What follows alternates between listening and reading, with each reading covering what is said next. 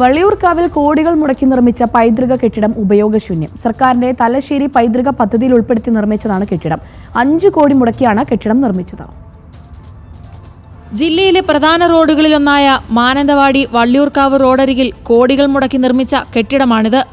Valliyoorkavu development of market and exhibition space എന്ന പേരിലാണ് കെട്ടിടം നിർമ്മിച്ചത്.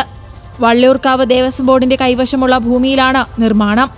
4.87 കോടി രൂപ ചിലവിൽ വിനോദസഞ്ചാര വകുപ്പാണ് നിർമ്മിച്ചത്.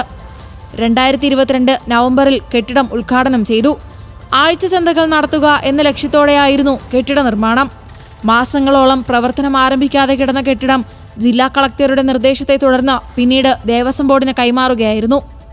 എന്നാൽ നഗരസഭയിൽ നിന്നും കെട്ടിട നമ്പർ ലഭിക്കാതായതോടെ ദേവസ്വം ബോർഡും വെട്ടിലായി.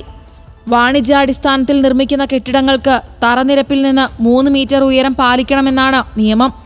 ഇത് പാലിക്കാതെയാണ് പൈതൃക പദ്ധതിയിലെ കെട്ടിട നിർമ്മാണം. നിയമലംഘനം നടത്തിയതാണ് ഇപ്പോൾ പ്രതിസന്ധിയായത്. വള്ളിയൂർക്കാവിൽ DTPC നിർമ്മിച്ചിരിക്കുന്ന കെട്ടിടം അത് മുനിസിപ്പൽ റൂൾ അനുസരിച്ചല്ല പണിതിരിക്കുന്നത്.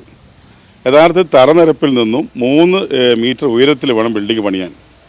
അപ്പോൾ ആ ബിൽഡിംഗ് പണിയാൻ വേണ്ടി അവർ നമ്പർ ഇടാൻ വേണ്ടി മുനിസിപ്പാലിറ്റി നൽകിയപ്പോൾ മുനിസിപ്പാലിറ്റി അത് ജില്ലാ പ്ലാനർക്ക് അയച്ചു.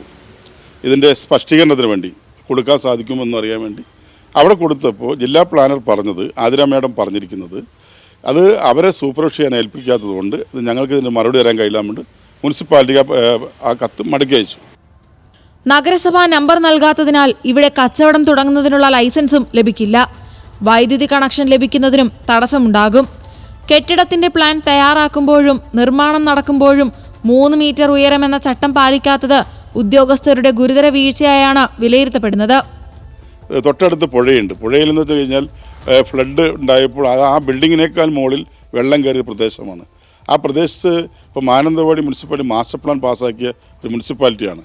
ആ മുനിസിപ്പാലിറ്റി ആദ്യഘട്ടത്തിൽ ഈ ഫ്ലഡ് ഏരിയയിൽ ബിൽഡിംഗ് നിർമ്മാണത്തിന് 3 മീറ്റർ ഹൈറ്റിൽ മാത്രമേ ബിൽഡിംഗ് പണിയാൻ പാടുള്ളൂ എന്നാണ് നിബന്ധനകൾ. ഇപ്പോൾ ഞങ്ങളൊരു MCF പണിയാൻ വേണ്ടിയിട്ട് ദുരന്ത നിവാരണ നിരക്ക് കളക്ടർ അധ്യക്ഷനായ ദുരന്ത നിവാരണ അതോറിറ്റിക്ക് ഞങ്ങൾ അപേക്ഷ കൊടുത്തപ്പോൾ അവിടെ ആ ബിൽഡിംഗ് പണിയുന്നതിന് 3 മീറ്റർ ഹൈറ്റിലെ ബിൽഡിംഗ് പണിയാൻ പാടുള്ളൂ എന്ന് കൊണ്ടാണ് ഞങ്ങൾക്ക് അനുവാദം നൽകിയിരിക്കുന്നത്. പക്ഷേ ഈ ബിൽഡിംഗ് പണിതിരിക്കുന്നത് സാധാരണ വെള്ളപ്പൊക്കത്തിൽ പോലും വെള്ളം കയറാൻ സാധ്യതയുള്ള രീതിയിലാണ്. സാമൂഹ്യ വിരുദ്ധരുടെ കേന്ദ്രമായി മാറിയ കെട്ടിടത്തെ വേലി കെട്ടി സംരക്ഷിക്കേണ്ട ഗതികേടിലാണ് ദേവസ്വം ബോർഡ്.